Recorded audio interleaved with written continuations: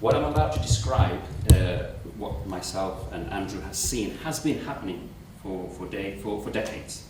It's not new. But I think one term that we heard consistently whilst we were there is that it's got much worse since October the 7th. So everything has been expedited, everything has been amplified. Indeed, just speaking to a colleague here before from Jerusalem, that every time she goes back, she notices a difference, but the rate of the differences has been expedited. It seems that the world's attention rightfully has been on Gaza for 18 months, the massacres, the destruction, the complete genocide of the people there. And in that, whilst that's been happening, it almost seems that an opportunity has been taken to amplify and expedite the situation in the West Bank. So that is something that I think is really, really important to point out, because it was mentioned to me by virtually everybody that we met. We witnessed firsthand a glimpse of what it must be like to be a Palestinian. It was relentless, it was humiliating. I felt the people were dehumanized. And unfortunately, a sentiment that I felt, that there was an erosion of hope. It was very difficult by the end of any hope of how the situation can be resolved. But I certainly feel that if the international community does not intervene in the situation in the West Bank, there's going to be a humanitarian catastrophe akin to what we saw in Gaza, what we are seeing in Gaza. And the repercussions of what is happening is going to be indiscriminate and disproportionate, and it's not only going to affect the Palestinians, the Israelis, the local region, but the global diaspora. The whole world is going to be affected.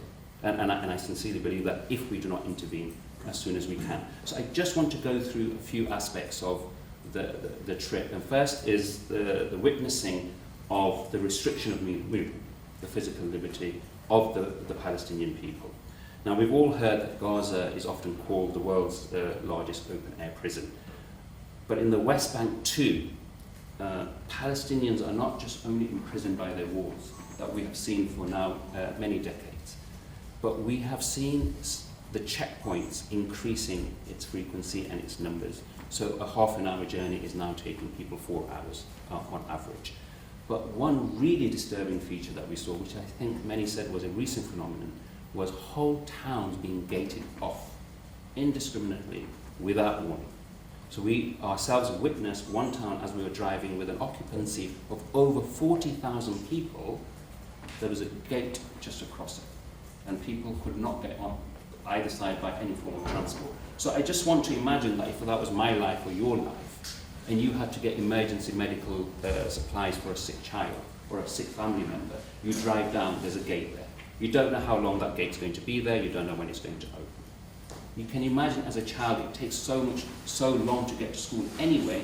With the advancement of this gate, it means you can't take your family car, you have to find public transport on the other side of the motorway. We met somebody who told us of an incident in that town where a whole wedding had to be cancelled because there was no way for the groom to go with the wedding guests. And this is every single day, the mental and the physical toll this much to take on an individual. And I saw with my own eyes, and so did Andrew, the men standing on the other side of the gates, and their eyes, they were almost soulless, because this is a daily occurrence for them, this constant humiliation. And so you've got the gates, you've got these gates, you've got the walls, you've got these sophisticated routes and pathways, you've got this very difficult situation of working in certain areas, schooling in certain areas. It's apartheid in everything but name, and as confirmed by the ICJ as well.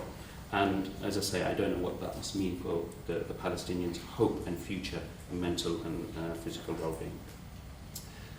We're here, and I think Andrew's given them a good term about settlers. And I think Andrew said to myself, that sounds something very genteel when you say it. But we saw firsthand aggressive Israeli colonizers. And it was absolutely shocking to experience. And what was really alarming and what was or interesting is many of these Israeli colonizers or settlers not only worked with the protection of armed police, they seem to be working in collaboration with armed forces. And we saw that in Musafariyata, in a land where we were witnessing settlers who were already armed, grazing their cows, and then sheep came along on a land that did not belong to them. So whilst we stopped to observe this, a police car came hurtling towards us, and I think there's some images of the police officers who came out pointing guns at us, hands on the trigger. And it was only after our local guide explained who we were that the guns were lowered, but the hands were still on the trigger. And this was done with such emboldenment, and apparently this is a daily occurrence. And indeed, about half an hour later, we went to another area, which must have been about 5 minutes away. There were two settlers, a father and a son, grazing their sheep, and the father made it very clear to me, indeed, that he was carrying a gun. And I think we've got the picture of that as well. And the gentleman whose land it was showing documentation in Arabic that this is my land. And this was all being done while the police were in the background, and completely allowing them to continue to do that. And it was just to see that your livelihood is being taken away with the state protection. And I remember what the police officer with the gun said to me: if they can prove it's their land, no problem, prove it to me. So that is a daily face. And then we were in Hebron, where we were being hosted by an individual who has himself, after the October 7th, was taken for 12 hours.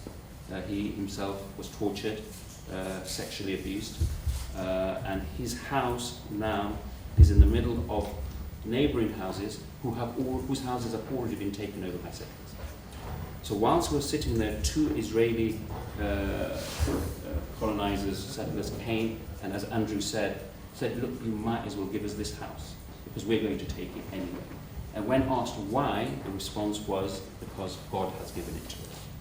When asked where would the Arabs go, he said, well, you've got the whole world, and for some reason he mentioned Italy. Maybe it was Italian, I'm not sure. And then on further questioning, what about the Arabs? He responded that he did not care about Arabs, and he hurled expletives towards the Prophet Muhammad as well. And then he just walked off, pointing the finger. He had a t-shirt with the Star of David, and on the Star of David was the middle finger as well, and he combined it together.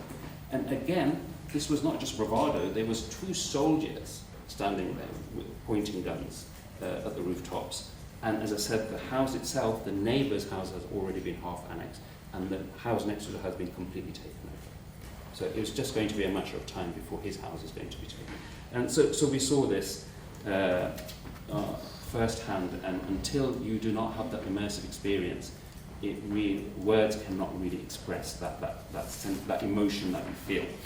Thirdly was the grounds of religious intimidation. All of you here must be aware that Al-Aqsa is the third holiest site in the Islamic world. And I as a Muslim, I went there for 4 times in my trip whilst I was there. Every single time bar one, there were always more Israelis settlers than there were Arabs in the compound. We saw at one stage the dancing and the singing at the Lion's Gate in the Old Zion Square, which is a famous gate for access into Masjid al-Aqsa and has historical context. And the singing and the dancing, we were told, were of words celebrating the imminent building of the temple in the site of Masjid al-Aqsa. And this was done completely openly and blatantly. And subsequently, whilst we were walking in, over, I think it must have been at least a couple of hundred settlers with armed guards, and some of the settlers themselves were carrying guns, walked around the compound of Masjid al-Aqsa. And it wasn't as tourist, it wasn't as curious individual, it wasn't even as worship. It felt intimidatory, and it felt very, very aggressive. What was really also quite, maybe for my naivety, and I seek forgiveness for that, it was Easter Sunday, and I couldn't believe the amount of the level of animosity towards the Christian community.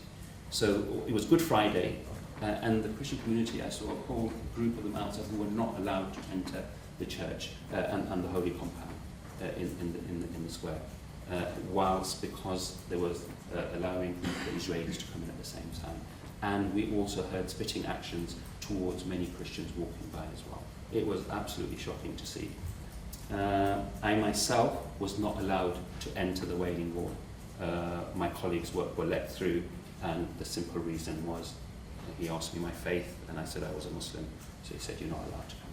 So I was not allowed to. I don't know if that's a rule or they made an exception for me. I'm not quite sure.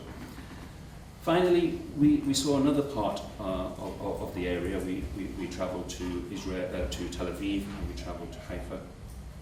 And the contrast was remarkable. Just an hour away, there were beaches, there were cafes, there was music, we could have been in the Mediterranean, and there was this real sense of calm. And you could forget that just a few miles away there were checkpoints, there was an apartheid wall, and less than an hour away there were bombs dropping into Gaza. It was just a completely surreal experience. Unfortunately, it was there where we met an Arab Israeli who was a member of the council there. He was an official who gave me probably the most depressing aspect, despite of everything that I see. Because I always look for hope, and I look for hope in the young, and I look for hope in the future. His role was to humanize the Palestinian people. So he spoke to school children on a regular basis, Israeli school children. And he described to me a group of 9 to 10-year-olds when he explained to them that Palestinians have children just like you are children. And they have hopes and they have ambitions and they are just like you. And he expressed to me and to Andrew that that was the most difficult concept for the Israeli children. And these were the terms that he used. He goes, but baby Muhammad will grow up to be adult Muhammad. And adult Muhammad will kill Israelis. So therefore we must kill baby Muhammad. And that left a really, an emptiness inside me at that moment. So that's the depth of dehumanizing that we're witnessing. And I sincerely believe, and I was so glad I was with Andrew because he's an eternal optimist, but I sincerely believe that we are 1 minute to midnight. At this moment, if the international community doesn't act decisively and urgently and with principle, what is happening in Palestine, what is happening is not just going to be a tragedy in Palestine, but it's going to be a stain on our collective conscience. And if it's left unaddressed, it will, as I said initially, is going to have consequence not for the region, but for the globe. So therefore, we must uphold the ICJ ruling that Israel policies constitute racial segregation and apartheid and respond accordingly. So if somebody is being illegal, how do we respond and how have we responded historically? We must, however it looks like, I think the Palestinians have the right to see how they wish to live, but what we must do is support the Palestinians' right to self-determination. And then we can talk about 1 state or 2 states or whatever, but we must recognize the Palestinians' right to self-determination. And we must do what we have done historically as a nation. Israel is our friend, but we must save sometimes our friends from disaster. And we must impose targeted economic, military and diplomatic sanctions until all international law is respected. We have to be consistent. I'm not taking sides. I want to make this really, really clear. This is about standing on the right side of humanity and on the side of truth, on the side of justice and on the side of peace. Because a future where Palestinians are free, equal and live in dignity is definitely a society that is not a threat to Israel's security, whereas the other society is a threat to Israel's security. And I feel it is the only path for a long-lasting security for both peoples. It's in everyone's interest, Palestinian, Israelis and the Gold Group community, that we do not allow apartheid and impunity to continue. And I believe that the time to act is not tomorrow. We haven't got time. We've got to act today. We've got to act now before more lives are lost, before more futures are stolen, and before, unfortunately, that final minute passes.